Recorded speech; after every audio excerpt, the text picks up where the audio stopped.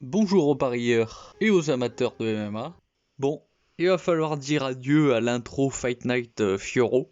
Je vais maintenant vous saouler durant un mois entier, ou plus, avec l'ouverture d'une chaîne secondaire. Je vous rassure, je vais pas englander beaucoup plus qu'avant. Déjà que je me crève bénévolement, faudrait pas pousser mémé dans les orties. Non, je vais juste mettre les versions longues sur la chaîne principale et les shorts sur le style Le Paris 2.0, dont vous trouverez le lien en description ou sur l'écran, parce qu'après une bonne courbe de progression, ma moyenne de vues elle s'est effondrée de façon catastrophique après les 2 avertissements.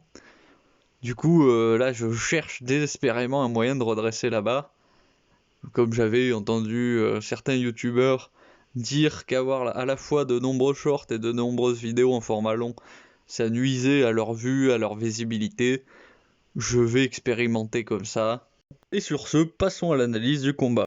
Jacoby fait 1m91 pour 193 cm d'allonge. Il est majoritairement en pied d'appui droitier. Son plus gros défaut, c'est sa quasi-absence de garde. Il a un style de karatéka, avec des appuis très écartés, si bien qu'il est bas sur ses appuis. Il a les mains au niveau des hanches ou du ventre, et compte surtout sur ses déplacements avant-arrière, pour éviter de prendre trop de dégâts. Il se déplace aussi correctement de côté ou circulairement, et feinte souvent avant de foncer en avant, ce qui est un point positif pour lui. La qualité à avoir pour battre Jacoby, ce genre de combattant, c'est soit d'envoyer des contres au moment où le karatéka charge en avant, soit de le coincer contre la cage pour limiter ses déplacements, ce qui retirera sa seule défense, soit avoir de bons low kicks pour ralentir cet avant-arrière constant et profiter du fait que, comme il est bien planté au sol, les coups de pied lui feront plus de dégâts que contre quelqu'un qui est léger sur ses appuis. Il a un volume de coups qui est entre moyen et bas, si bien qu'il est plus avantagé dans un combat à longue distance au centre de l'octogone. En grappling, contre Manyfield, il a montré un niveau qui devrait lui permettre de ne pas être soumis par Reyes ou de trop subir de percussions au sol. Par contre, Reyes devrait pouvoir temporiser le combat avec sa lutte. La seule défaite par KO de Jacoby, elle a été causée par une blessure, donc on peut quand même dire qu'il a un bon menton. Reyes, il fait 1m93 pour 196 cm d'allonge. Il est numéro 15 des lourds légers. Il est majoritairement en pied d'appui gaucher. Son plus grand défaut, c'est que ses entrées dans la zone dans laquelle son adversaire peut le toucher sont vraiment faciles à voir venir. Et pire encore, il baisse sa garde au moment où il charge en avant vers son adversaire. Pour ce qui est des esquives, il se baisse excessivement de côté, ce qui est extrêmement risqué contre un adversaire compétent en contre, qui pourrait l'intercepter pendant qu'il fait ce mouvement de balancier.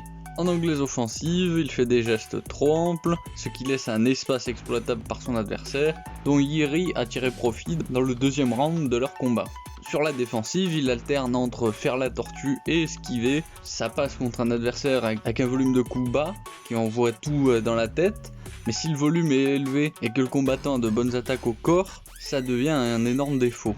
Reyes, c'est l'exemple parfait qui démontre que c'est le style qui fait le combat, puisque Jon Jones n'a jamais eu de grandes compétences en contre ou une explosivité exceptionnelle, ce qui a fait qu'il ne pouvait pas punir ce défaut de Reyes, et qu'il a perdu officieusement, parce que officiellement ils ont donné la décision à Jones, mais il ne la méritait pas. Et contrairement à Ryan Spann, Jones c'est davantage un technicien qui finit ses adversaires debout grâce à une stratégie précise et après les avoir habitués à une séquence déterminée, plutôt que par réflexe ou improvisation. Reyes est limité en termes de déplacement, puisqu'il a peu de changements de direction. Quand il part dans un sens, il n'a rien d'imprévisible. Honnêtement, le fait qu'il ait pu battre Jon Jones et que Jon ait fait ex-aequo contre Thiago Santos, c'est presque plus dénigrant pour sa carrière que de s'être fait contrôler positif au Turinabol. Je vais être lapidaire, mais quand vous avez une opposition entre deux combattants d'un niveau technique médiocre debout, qui en plus sont explosifs et ont des défenses encore plus mauvaises, il n'y a pas grand chose à analyser ou à décortiquer. Je dirais juste que la combinaison des 3 cm d'allonge de plus de Reyes, de son explosivité et de la garde main basse de Jacoby, ce n'est vraiment pas rassurant pour lui s'il se contente d'échanger debout sans stratégie précise.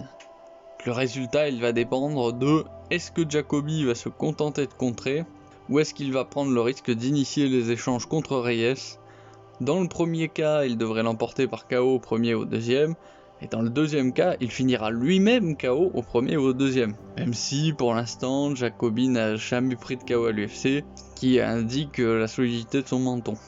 La plupart des lourds légers, de toute façon, c'est comme les poids lourds, des types au bras immenses qui tapent comme des sourds, mais n'importe comment.